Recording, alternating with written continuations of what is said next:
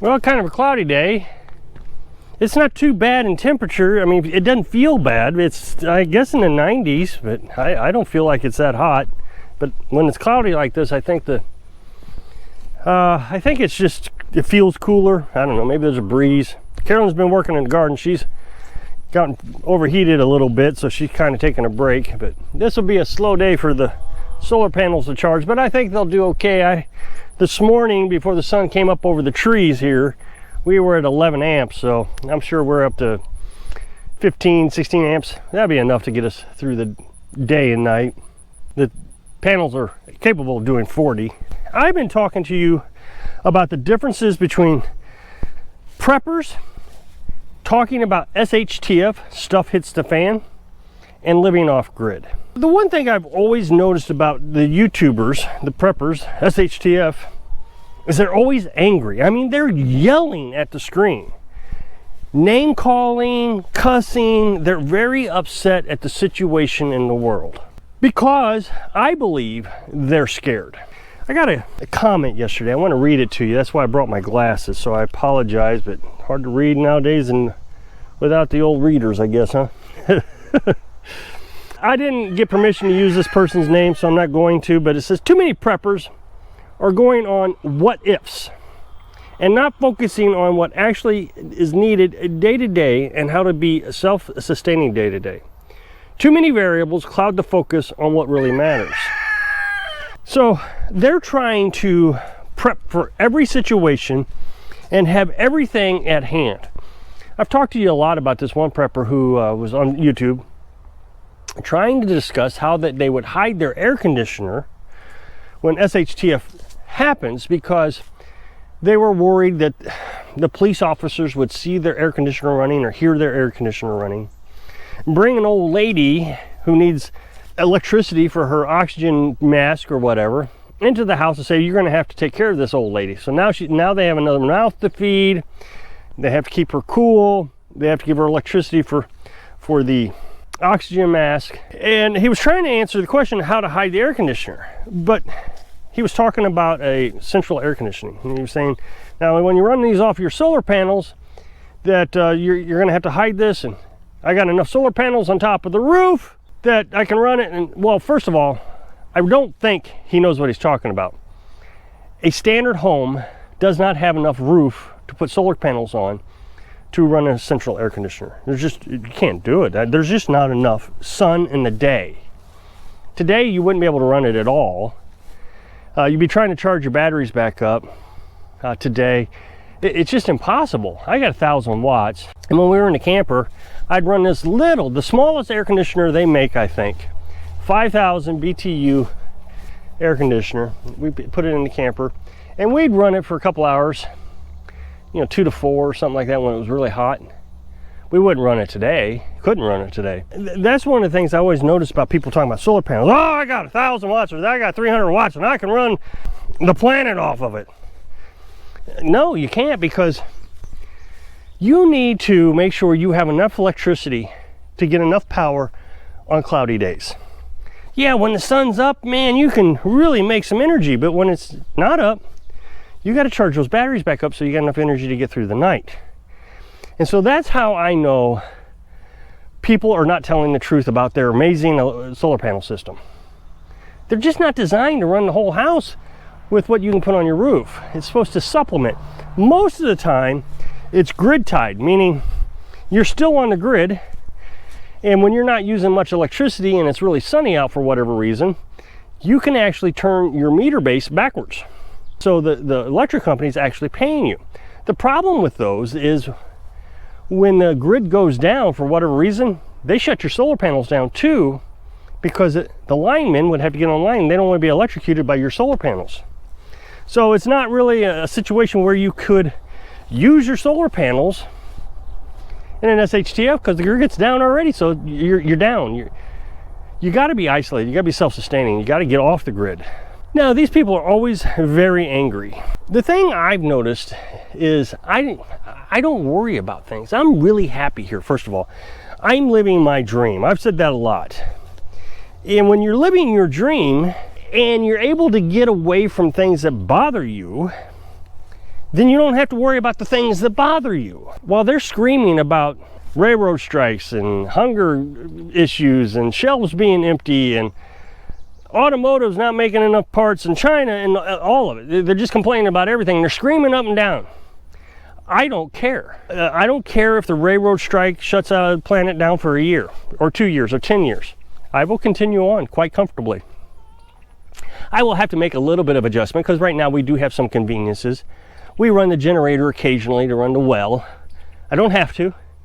We have a refrigerator for convenience, so we don't have to can quite as much food, but we don't have to. As a matter of fact, if the grid ever goes down and we can't buy any more groceries, we'll shut off the refrigerator, save all electricity for the well, a couple fans. We'll be happy. It's a little bit of a sacrifice, but not much. I mean, a refrigerator we don't really need anyways. I mean, sometimes I think that the refrigerator is kind of our last piece of our old life. But it's even a little bitty, I don't know, dorm size refrigerator. It's got a functional freezer in it. A lot of people say I need to get a propane one or not, you know, all those things, but I just know this one works well. So I'm happy, and they're angry. Big difference. Now, somebody's gonna say, oh, you're not prepared for everything. What if? And it goes back to this comment, what if? What if, what if, what if, what if? And one thing I've gotten is they're going to raise your taxes so high you're never going to be able to live there, because right now we pay $24 a year. They're going to try to force you off and move to the city. They're going to do it. Okay, well, first, that's a whole political issue. We're talking about Civil War type of activities, and we're talking about SHTF. To me, an SHTF means the grid goes down and never come back on. Supply chain is completely choked up forever. But if we're talking about Civil War, that's completely different. And we'll have to cross that bridge when it comes to it. I mean, yeah, I have a piece of property that may be susceptible to government regulations that I have no control over. But that's politics. And so I think what people try to do is they themselves up into an anger where it's just never going to get better. So we got to continuously prep and stockpile and save and be angry and yell and scream and nothing's changing. Well, I sure wouldn't want to live that way. I want to live happy and free and healthy. I don't have to worry about doctors and lawyers, and I don't have to worry about any of that. I keep the no trespassing sign. Nobody comes on the property. It's been quite peaceful here. You know, the other day somebody says, oh, I'm gonna dig a hole in the ground. I'm gonna live in a bunker underground, so I'm completely safe from the hordes of people that are gonna come down to your house. And he's talking to me because you live next to the road. You didn't think this through, now did you, buddy? Well, I did think it through. Obviously, he doesn't listen to the entire video, because I've said many times in several videos, I don't think that anybody's going to do anything in this area. I think they're all well aware that every individual in this area is here for the same reason, to get away from people. That's why they don't come and bother me. They know there is a much risk of coming on my property to steal my chickens as I know as I'm at risk going on their property. I'm just not going to do it, and they're not going to do it. I've just not had any issues with people. You know, these guys over here, oh, you live right next to somebody. They never bother me. The other day they shot some fireworks, but heck, it's the 4th of July. I mean, what do you expect? It was a little later than I liked, but it's not really a bother. So no, I don't see hordes of people coming here, because first of all, this is not a farming community. I would like to tell you exactly where I'm located, but that would be dangerous, because then people will want to come and visit with me, and that's just dangerous. So we had a tree fall down right there.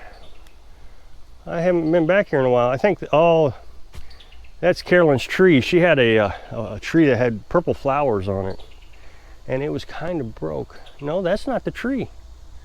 Wow, something broke back down here. I'm going to have to look see what that was. Maybe it's this walnut. I hadn't noticed that before. This is a new development. We had a big storm come through the other day, and I haven't been down here since. So we live in an area that's more of a tourist area. It's not a farming community. If people are going to go in hordes of people, are going to come and try to attack anybody, they're going to go to a farming community to get food. Secondly, I don't think anybody's going to come down in hordes. It's going to be onesie twosies. People make up this fantasy Armageddon situation, and bands of people are going to get together and they're going to come in. I don't think that's the way it's going to be. I think families are going to come around and try to find food. And I mean, there could be groups, but they're not going to be traveling. They're going to be waiting for people to come. So when you travel, that takes energy. It takes food energy, because now you got to walk, or if you have gasoline, that takes gasoline energy. And all that energy that you're going to be spending to travel to come get more energy is going to waste the energy you already have. So you're going to try to figure out how to deal with things in the area that you're at. But they're all very angry. Preppers are very angry. Anytime someone says, I'm a prepper, and in my comment section, they're upset because they don't want to look at a new way of thinking. I was told the other day, well, you need to start considering about the people who live in the city. Most of your viewers are from the city, and they're going to want to know how to prep. Okay, well, this is an off-grid channel, so I don't think my viewers who are living in the city are watching off-grid channel because they're trying to learn how to live off-grid. In order to live off-grid, I guess you can't live in the city according to this person.